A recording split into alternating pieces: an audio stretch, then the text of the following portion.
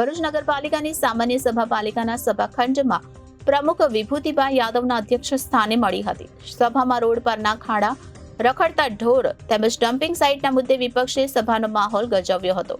ભરૂચ નગરપાલિકા સભાખંડ ખાતે પાલિકાની સામાન્ય સભા પ્રમુખ વિભૂતિભાઈ યાદવની અધ્યક્ષતામાં મળી હતી, જેમાં સભાની શરૂઆતમાં જ વિપક્ષ દ્વારા ભરૂચની પ્રજાને કનડતા અને હાલમાં સળગતા એવા 3 મુદ્દા રોડ પરના ખાડા, રખડતા ઢોર તેમજ ડમ્પિંગ સાઇટના વિવાદના મુદ્દે ચર્ચાની માંગણી કરતા શાસક અને વિપક્ષના સભ્યો વચ્ચે ઉગ્ર દલીલોથી વાતાવરણ ગરમાયું હતું। વિપક્ષના નેતા શમશાદ અલી સૈયદે ભરૂચ પ્રત્યેનો લગાવ દર્શાવી શાસક પક્ષના સભ્યોને ઘેરતા અંતે ચર્ચા માટેની તૈયારી દર્શાવતા વિપક્ષી સભ્યોએ શહેરના રોડ પર ટૂંક જ સમયમાં ખાડા પડવા બાબતે કોન્ટ્રાક્ટરોનો છાવરવાનો આક્ષેપ કરી કાર્યવાહી કરવાની ઉગ્ર માંગ કરી હતી। તે ઉપરાંત હાલમાં વિવાદિત બની રહેલ ડમ્પિંગ સાઇટના મુદ્દે સાયખા ખાતે ફાળવવામાં આવેલ જમીન પર શા માટે કામગીરી નથી કરાઈ તેમ કહી હવેના આયોજન અંગે પ્રશ્નો કરતા શાસક પક્ષ દ્વારા હાલ આ મુદ્દે જીપીસીબીની મંજૂરી અંતિમ તબક્કામાં હોવાનું જણાવી મામલો થાળે પાડ્યો હતો।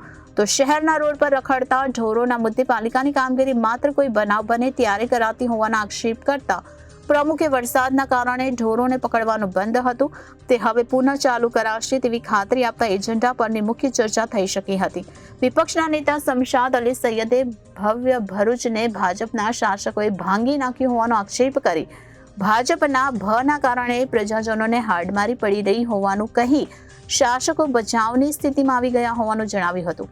બીજી બાજુ પાલિકા પ્રમુખ વિભૂતિભાઈ યાદવે રોડ રસ્તા સહિતના વિકાસ કાર્યો સાથે ભરૂચને સુંદર બનાવવા સૌને સાથે રાખવાનું પણ કહ્યું હતું। તો ડમ્પિંગ સાઇટનું હાલ હંગામી ધોરણે કામ ચાલી રહ્યું હોય આગામી દિવસોમાં પ્રશ્નનું પણ નિવારણ આવી જશે તેમ કહ્યું હતું।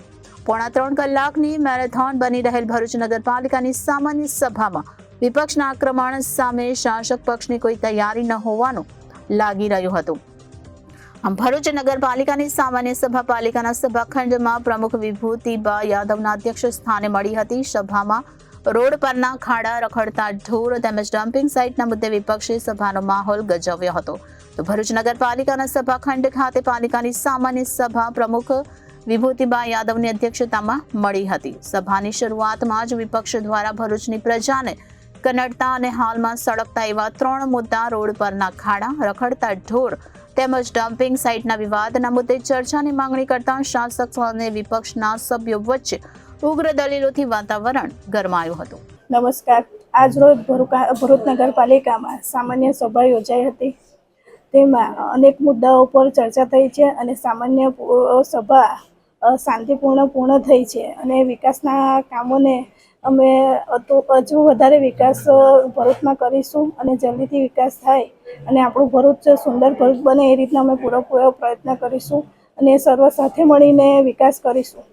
કયા વિકાસના મુદ્દા લેવા રોડ રસ્તાના છે, પછી લાઇટ કમિટીના જે રોડ રસ્તા ઉપર નવા પોલ નાખવાના છે, એવી રીતે વિવિધ મુદ્દાઓ વિકાસના કામોમાં લેવામાં આવે છે। હાલ ડમ્પિંગ સાઇટને લઈને વિવાદ સર્જાયો છે, તો એના માટેના કયા આયોજનો કરવામાં આવ્યા છે? અમે હાલ ડમ્પિંગ સાઇટનો વિવાદ સર્જાયો છે તેના માટે અત્યારે વૈકલ્પિક વ્યવસ્થા કરી છે, જે વ્યવસ્થા અત્યારે ટૂંક સમય માટે કરીશું અને પછી અમે કાયમી નિરાકરણ માટે પણ અમે પૂરતો પ્રયત્ન કર્યો છે। એનું નિરાકરણ પણ જલ્દીથી જલ્દી આવશે એની આશા અમે રાખીએ છીએ। ભરૂચ એક ઐતિહાસિક શહેર છે, સૂફી સંતોની ભૂમિ છે। ભરૂચનો એક ભવ્ય ઇતિહાસ રહ્યો છે। એ ભવ્ય ભરૂચને ભાજપે ભાંગી નાખ્યો છે।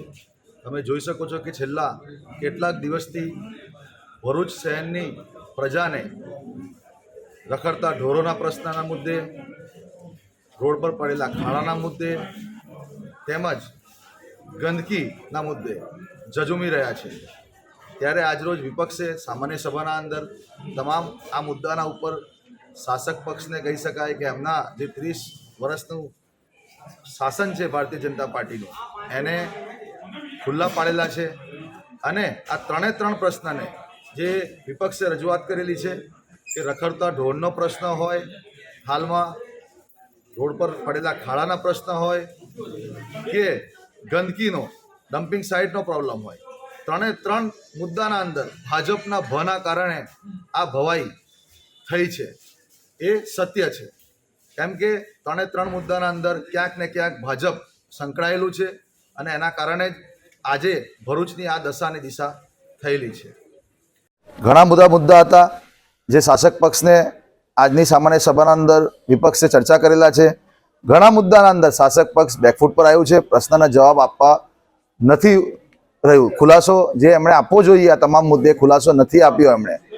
આજે ભરૂચના અંદર કહી શકાય કે છેલ્લા 3 વર્ષના અંદર 350 થી 400 જેટલા રોડ રસ્તા તેમજ બ્લોકના કામો હોય કે બીજા ગટર લાઈનના કામો હોય, એટલા વિકાસના કામો જે કરવામાં આવેલા છે એના અંદરથી 70 થી 80% વિકાસના કામોના અંદર ક્યાંક ને ક્યાંક ભાજપની, શાસક પક્ષની, અધિકારીઓની કોન્ટ્રાક્ટર સાથે એમની દોસ્તી હોય કે મિલીભગત હોય, એના કારણે 80% જેટલા રોડ રસ્તાઓ વરસાદના 3 વર્ષની સમય મર્યાદા પહેલાં ખરાબ થઈ ગયા છે, ખખડધજ થઈ ગયા છે. એટલે અમે એમને કીધું કે તમે જે 3 વર્ષના અંદર વિકાસના કામગીરી થઈ છે તેનું તમે નિરીક્ષણ નથી કર્યું અને ક્યાંક ને ક્યાંક તમે આ બધા મુદ્દાને અંદર કોન્ટ્રાક્ટરોને છાવરવાના પ્રયાસ કરી રહ્યા છો. આજે વિપક્ષે આક્રમક થઈને 58 જે મુદ્દા હતા એમના, આજે એ તમામ મુદ્દાના ઉપર, દરેક મુદ્દાના ઉપર ચર્ચા કરી છે અને અગાઉના દિવસોના અંદર પણ આ મુદ્દે વિપક્ષ રોડના ઉપર આવશે. મતલબ શું છે? ભના અંદર આપણે એમને ખૂબ ખુલાસાથી કીધું છે કે ભાજપના ભના કારણે આ 3 જે પ્રશ્ન છે હાલમાં જે ભરૂચ શહેરની જનતાના સામે આવી રહ્યા છે, એક ડમ્પિંગ સાઇટનો પ્રોબ્લેમ હોય, ખાડાનો પ્રશ્ન હોય કે રખડતા ઢોરોનો પ્રશ્ન હોય, 3ના અંદર ભાજપના ની ક્યાંક ને ક્યાંક સાદગાંઠ છે. તેના કારણે આ ભરૂચની પરિસ્થિતિ આજે આવી છે. Reporter Viral Gohil, Janadesh news, Bharuch.